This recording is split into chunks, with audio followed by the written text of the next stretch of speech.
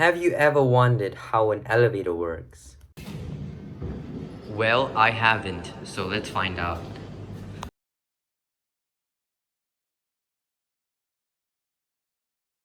First off, you have to understand the function behind elevators. An elevator, also known as a lift, is a vertical transport vehicle which can carry load up and down to different heights above the ground. They are powered by electric motors that are cabled to the elevator and can be pulled by counterweights or hydraulic pumps. The most common type of elevator are roped elevators, basically pulled with steel cables by a pulley machine in the elevator's machine room, which is always found above the elevator car. There is a motor and a counterweight which is useful in tipping the motor up and down. To further understand this concept, creating a free body diagram of the elevator car, we have the weight of the elevator and the tension of the elevator rope, which pulls the elevator. There may also be friction and air resistance, however that may further complicate things. The net force acting on the cart is the sum of all forces on the cart. If we were to make the downwards direction as negative, the net force is equal to tension minus weight. According to Newton's first law, an object's motion will change only if a net force is applied to it. If tension is equal to weight, then the net force is going to be 0, so the elevator moves at a constant velocity. If tension is greater than weight, there is a positive net force, so the elevator accelerates in the positive direction, as acceleration is force divided by mass.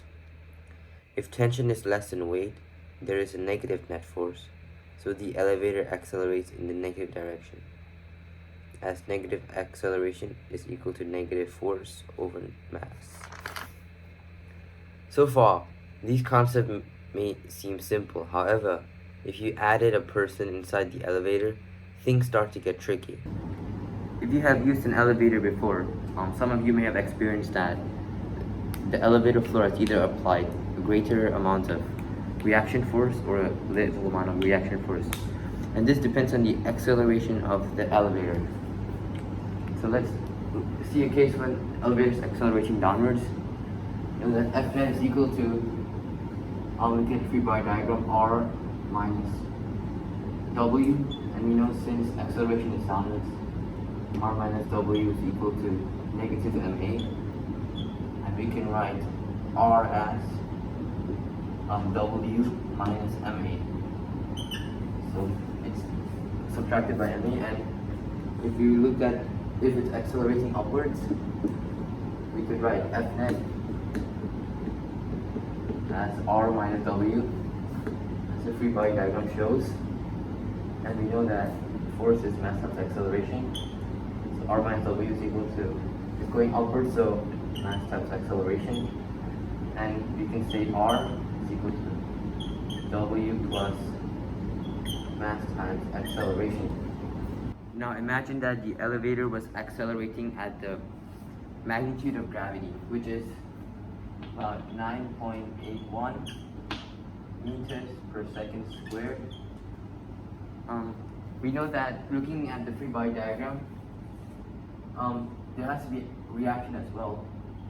However, if you were to calculate the reaction, we know that F net is equal to R minus W. R minus W will be equal to negative mg as it goes the negative direction. And we know that R is equal to W minus mg.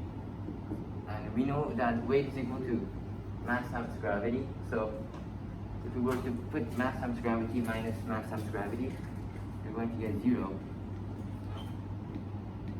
So this would mean that there is technically no reaction force onto the person, and the person is accelerating in free fall, where only gravity is the force that's on the person.